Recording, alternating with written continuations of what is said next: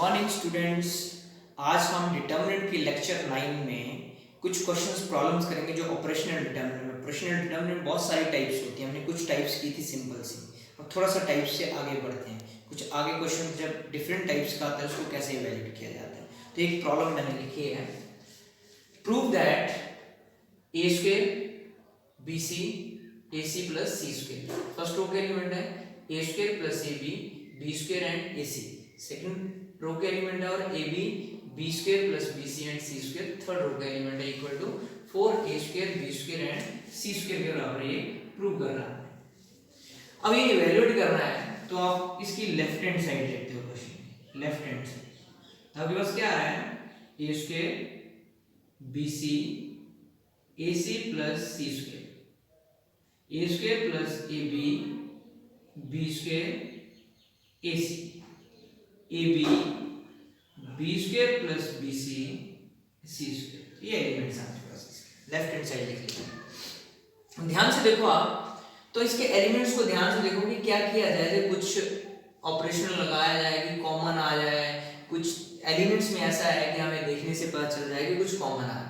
तो अब ध्यान से देखो, फर्स्ट रो में कुछ चीज सिमिलरिटी नहीं लग रही है, लेकिन कॉलम को ध्यान से देखो तो आपने सब में, इसमें ए आ रहा है, इसमें भी ए कॉमन आ रहा है, इसमें मतलब पूरे कॉलम में ए कॉमन आ रहा है। इसी तरह से आप सेकंड कॉलम को देखोगे तो बी पूरे कॉलम में कॉमन आ रहा है।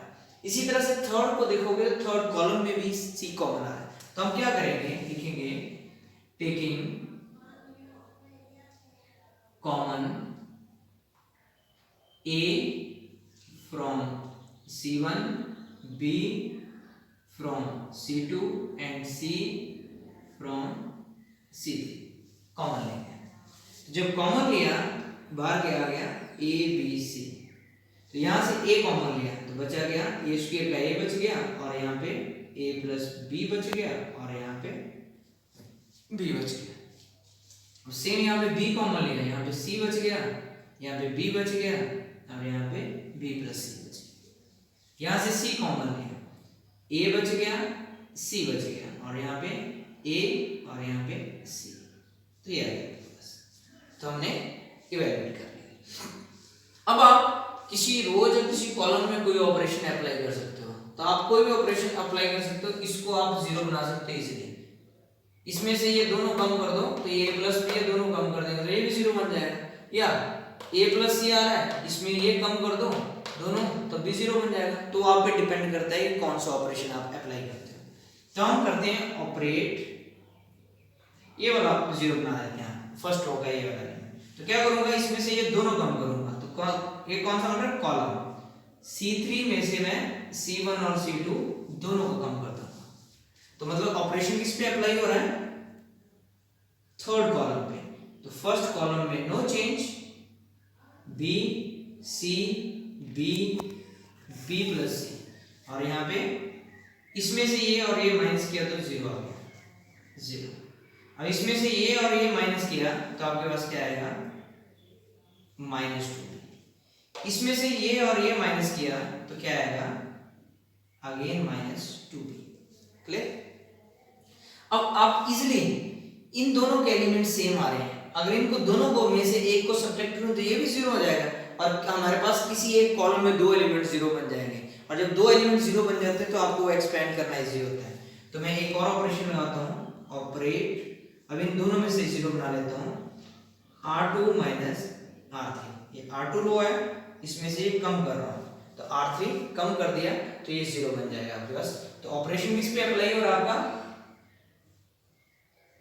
सेकेंड रो पे। तो फर्स्ट रो पे कोई चेंज नहीं आएगी, A C 0। इसमें से ये कम किया, थर्ड रो कम किया तो क्या आएगा, A बचेगा। इसमें से ये कम किया तो क्या बचेगा, -C आएगा। इसमें से ये कम करोगे तो क्या है, 0 है। और थर्ड रो पे कोई चीज नहीं है, B plus C and -2b। Clear चीज। अब हम इसको एक्सपेंड करेंगे, क्योंकि किस में ज्यादा जीरो आ रही है, थर्ड कॉलम में। तो हम थर्ड कॉलम के अलाउंग एक्सपेंड कर देंगे, expand by C3। A B C. अब C3 का फर्स्ट एलिमेंट क्या है? 0, तो एलिमेंट 0 आएगा। साइन क्या होता है? Alternate, plus minus plus, 0 minus 0 और इसके अलावा एक्सपैंड होगा क्योंकि पहले दो एलिमेंट 0 है, तो -2b और इसके सामने वाला रो और कॉलम खत्म कर दो तो माइनस AC माइनस AC, तो ये आ गया पास। तो A B C तो कितना आ गया? -2b into -2AC। ABC इनको मल्टीप्लाई किया तो 4ABC, अब मल्टीप्लाई किया 4A² B² C² which is equal to right hand side. तो इस तरह से आप इवैल्यूएट करोगे। तो हमारा मकसद वही था कि हम कैसे इवैल्यूएट किया जाए, किसी भी रोज और कॉलम के जितने ज्यादा एलिमेंट्स 0 आएंगे तो हमारे पास कैलकुलेशन करना उतना ही इजी होता है। तो हम कई बार कॉमन लेके, कई बार ऑपरेशन लगा के, सब्ट्रैक्टिंग करके एलिमेंट्स को एलिमिनेट करते हैं, जिससे कि कोई रोज और कोई कॉलम हमारे पास ज्यादा से ज्यादा 0 में बन जाए और एक्सपैंड करके हम उसको इवैल्यूएट कर सकें। तो this is equal to right hand side, जो हमें प्रूव करने के लिए बोली हुई। हमने एक और प्रॉब्लम लिखी है ये वाली कि कोई डिटरमिनेंट दिया हुआ है जिसके first row a b ax plus by b c bx plus cy ax plus by bx plus cy and 0, और इसको आपने प्रूव करना है b² minus ac into ax² plus 2bxy plus cy², इसके बाद प्रूव करना है। तो सेम चीज करनी है, हमने लेफ्ट हैंड साइड लेते हैं क्वेश्चन की प्रूव करने के लिए। a b ax plus by b c bx plus cy ax plus by bx plus cy 0। अब हम यहाँ पे चीज ये प्रूव करनी है तो क्या किया जाए? यहाँ पे ना कुछ कॉमन आ रहा है, रो में कॉलम में कुछ नहीं आ रहा है, तो क्या किया जाए? ऑलरेडी एक एलिमेंट 0 बना हुआ है, तो कोई और भी बन जाए ऑपरेशन लगा के, तो हम क्या कर सकते हैं? अब ध्यान से देखो कि आप किसी रो को भी ध्यान से देखो या कॉलम को भी ध्यान से देखो, तो जैसे कॉलम में उसकी रिलेशन है वैसे ही रो में उसकी रिलेशन है। अगर मैं इस एलिमेंट को x से मल्टीप्लाई करूं a को, तो क्या बन जाएगा? ax, और b को मल्टीप्लाई करूं y से, तो क्या बन जाएगा? by, और इनमें सब्ट्रैक्ट कर दूं तो क्या हो जाएगा? ये एलिमेंट 0 हो जाएगा कि नहीं हो जाएगा? सेम चीज मैं कॉलम पे भी अप्लाई कर सकता हूं कि यहाँ पे x से मल्टीप्लाई करो, इसको y से मल्टीप्लाई करो और इसमें सब्ट्रैक्ट कर दो, तो मतलब किसी एक पे आप हम अप्लाई करेंगे ऑपरेशन। ऑपरेट, तो मैं कर रहा हूं R3, ऑपरेशन R3 पे लगाऊंगा, इसमें R3 minus x R1 minus y R2, मतलब R1 को x से मल्टीप्लाई करके R3 में सब्ट्रैक्ट करूंगा और R2 को y से मल्टीप्लाई करके R3 में सब्ट्रैक्ट करूंगा, तो क्या आता है? तो ऑपरेशन लग रहा है R3 पे, तो दैट मींस R1 पे कोई चेंज नहीं आएगी, ax plus by bc bx plus cy, कोई चेंज नहीं आएगी। लेकिन R3 पे देखते हैं कि क्या चेंज आती है। इसको x से मल्टीप्लाई किया तो क्या बन गया? ax, इसको y से मल्टीप्लाई किया तो क्या बन गया? by, और इन दोनों को इसमें सब्ट्रैक्ट किया तो ये क्या बन गया? 0। सेम चीज यहाँ पे, इसको x से मल्टीप्लाई किया, इसको y से मल्टीप्लाई किया और इसमें सब्ट्रैक्ट किया तो क्या बन गया? 0। अब सेम चीज यहाँ पे करेंगे, R3 का पहला एलिमेंट है 0 माइनस x, इसको प्रॉपर्ली इवैल्यूएट करके लिखना है जिससे आपको गलती ना लगे, ये है, और माइनस y, तो ये क्या है? R2 bx प्लस cy, तो क्या आ गया? Minus ax² minus bxy minus bxy minus cy², minus common आ गया, ax² plus 2bxy plus cy², मतलब ये एलिमेंट क्या आएगा? ax² plus 2bxy plus cy², तो ये आ गया पास। ठीक है, अब हमारे पास ऑपरेशन लगाने से थर्ड रो के दो एलिमेंट्स 0 आ गए, तब दो एलिमेंट्स 0 आ गए तो हमें एक्सपेंड करना उतना इजी होता है जिसमें जितने एलिमेंट्स 0 आते हैं। तो थर्ड रो में दो एलिमेंट्स 0 आते हैं, उसको हम लिख देंगे एक्सपेंड बाय R3, R3 से एक्सपेंड करते हैं। तो R3 का फर्स्ट एलिमेंट 0 है तो 0 आएगा, R3 का सेकंड एलिमेंट 0 है 0 आएगा, R3 का थर्ड एलिमेंट है, लेकिन साइन का ध्यान रखना है जब भी एक्सपेंड करते हैं। अल्टरनेट साइन क्या होते हैं, प्लस माइनस प्लस, इसका प्लस माइनस, इसका सेम साइन रहेगा, तो minus ax square plus 2bxy plus cy square.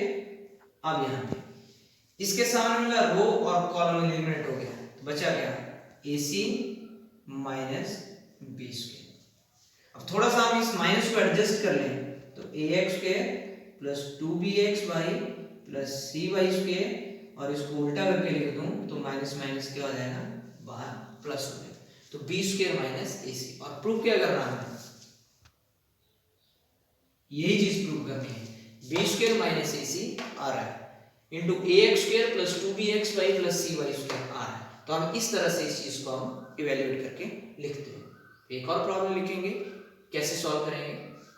Problem लिखी है, इसको प्रूव करना है आपने, जिसके एलिमेंट्स हैं B square plus C square A B सी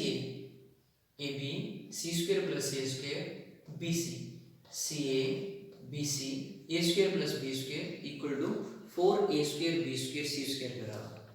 वैसे ही करेंगे हम, लेफ्ट हैंड साइड लिखेंगे, क्या है हमारे पास, B square plus C square A B सी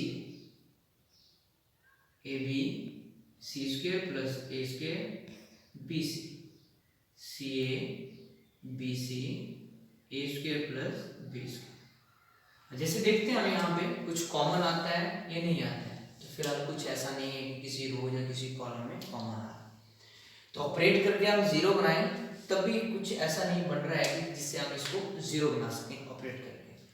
तो ध्यान से देखो, इस रो को देखो या इस कॉलम को देखो, ध्यान से देखोगे तो इन दोनों में a कॉमन आ रहा है, लेकिन इसमें a नहीं है। अगर इसमें भी a होता तो हमने कॉमन ले लेना था। तो हम क्या करते हैं, इस पूरे कॉलम को a से मल्टीप्लाई कर देते हैं, तो यहाँ पे a आ जाएगा, और इस पूरे कॉलम को b से मल्टीप्लाई कर देते हैं, तो यहाँ पे b आ जाएगा। इस पूरे कॉलम को c से मल्टीप्लाई कर देते हैं और यहाँ पे c आ जाएगा। फिर आपके पास रो में कॉमन आ जाएगी चीज आपके पास। तो हम क्या करेंगे, ऑपरेट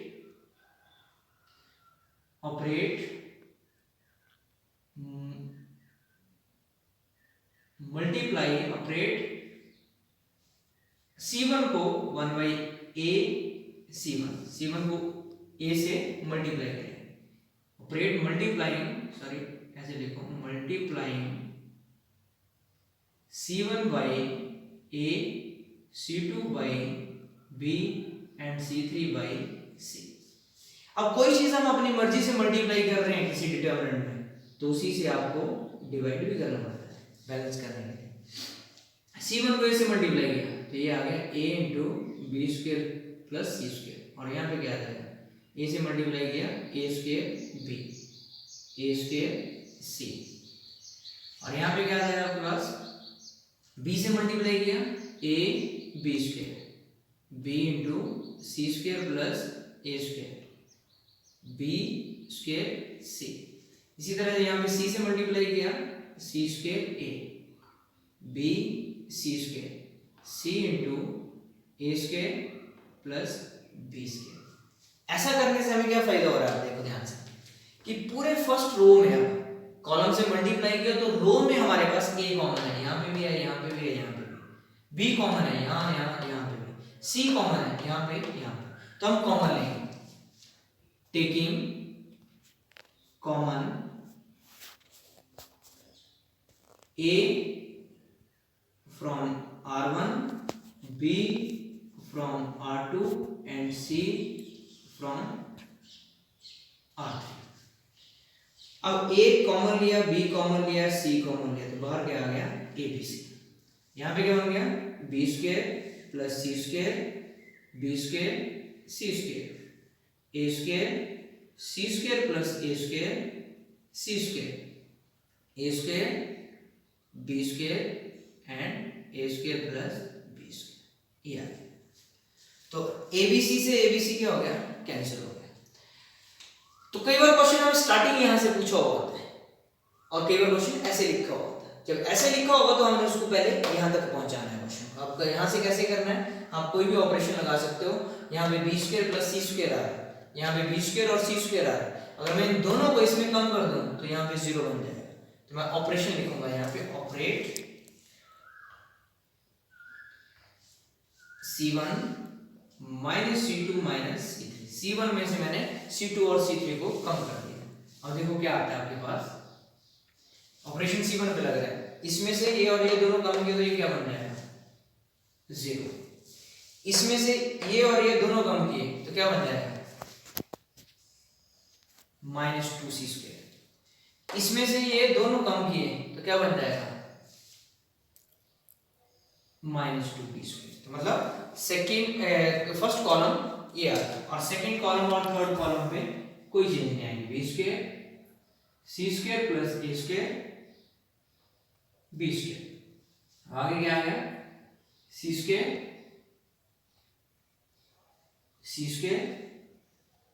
a² प्लस b²।